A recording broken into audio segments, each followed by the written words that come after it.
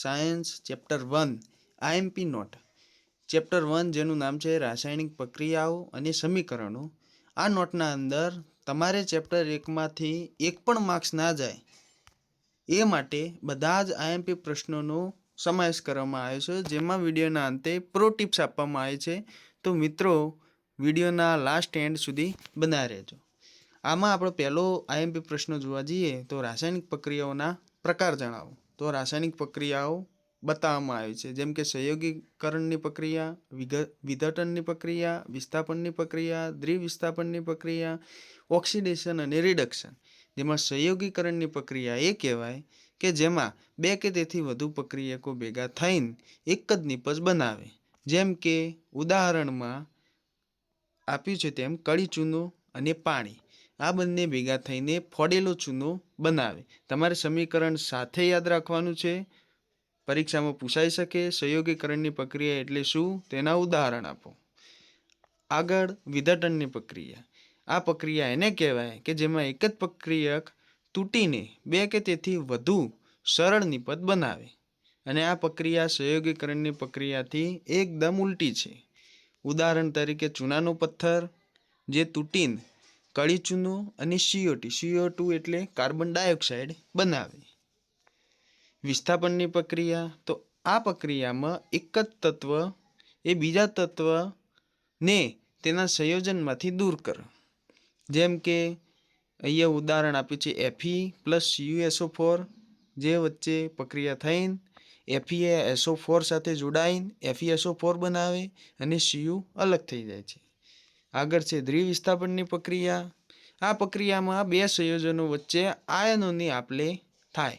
જેમ કે નીચેના ઉદાહરણમાં આપણે જોઈ શકીએ છીએ કે Ba એ BaCl2 માંથી અલગ થઈને Ba એ SO4 સાથે જોડાઈ જાય છે, BaSO4, અને જે Na2 હતું Na2SO4 તેમાંથી Na અલગ થઈને Cl સાથે જોડાઈ જાય છે અને બને છે NaCl। સમીકરણ સાથે યાદ રાખજો, પૂછાઈ શકે એટલા માટે ખાસ નોંધ લેજો। હવે ઓક્સિડેશન અને રિડક્શનની પ્રક્રિયા। ઓક્સિડેશન એટલે ઓક્સિજન મેળવે અથવા તો હાઇડ્રોજન ગુમાવે અને રિડક્શન એટલે ઓક્સિજન ગુમાવે અથવા તો હાઇડ્રોજન મેળવે। બે એકબીજાથી વિપરીત પ્રક્રિયા છે, તો યાદ રાખજો। અને આ બંને પ્રક્રિયા જેમાં થાય તે પ્રક્રિયાને રેડોક્સ પ્રક્રિયા કહેવાય। ઉદાહરણ તરીકે CuO+H2 જેના વચ્ચે પ્રક્રિયા થઈને Cu+H2O બને। હવે રોજિંદા જીવનમાં ઓક્સિડેશનની અસરો આ પણ ઘણીવાર પૂછાય છે અને પૂછાવાની શક્યતા પૂરેપૂરી છે।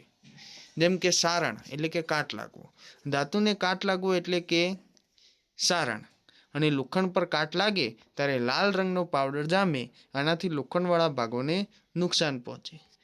તેવી જ રીતે ખોરાપણું કોને કહેવાય કે ખોરાપણું એટલે કે તેલ કે ચરબીવાળા ખોરાકને લાંબો સમય સુધી રાખવાથી તેમાંથી વાસ આવવા લાગે છે, જેને ખોરાપણું કહેવાય છે। આવું ઓક્સિડેશનની પ્રક્રિયાના કારણે થાય। આના જ કારણથી આપણે ખોરાકને હવાચુસ્ત પાત્રમાં રાખવો જોઈએ। પદાર્થ પર રાસાયણિક પ્રક્રિયા થઈ છે તેના લક્ષણો શું, એટલે કે પદાર્થ પર રાસાયણિક પ્રક્રિયા થઈ છે તે ખબર કેવી રીતે પડે, તેના લક્ષણો શું છે, આવું પરીક્ષામાં પૂછાય। તો કેવી રીતે ખબર પડે તે જોઈ લો કે પદાર્થની અવસ્થા બદલાય, પદાર્થનો રંગ બદલાય છે, વાયુ ઉત્પન્ન થાય છે, ગરમીમાં ફેરફાર થાય છે એટલે કે ગરમ થાય કે ઠંડો થાય છે। હવે પ્રો ટિપ્સ જોવા જઈએ તો સમીકરણોને સંતુલિત કરતા આવડવું જોઈએ। ના આવડતું હોય તો શીખી લેજો, કેમ કે ઘણી વાર પૂછાય છે, સૌથી વધુ વાર પૂછાય છે અને આ ઘણીવાર પરીક્ષામાં પૂછાઈ ગયેલો છે અને પૂરેપૂરી શક્યતા છે કે આવનારી પરીક્ષામાં પૂછાઈ શકે। આ વિડીયો જો તમને ગમ્યો હોય તો વિડીયોને લાઈક કરજો અને ચેનલને સબસ્ક્રાઈબ કરજો।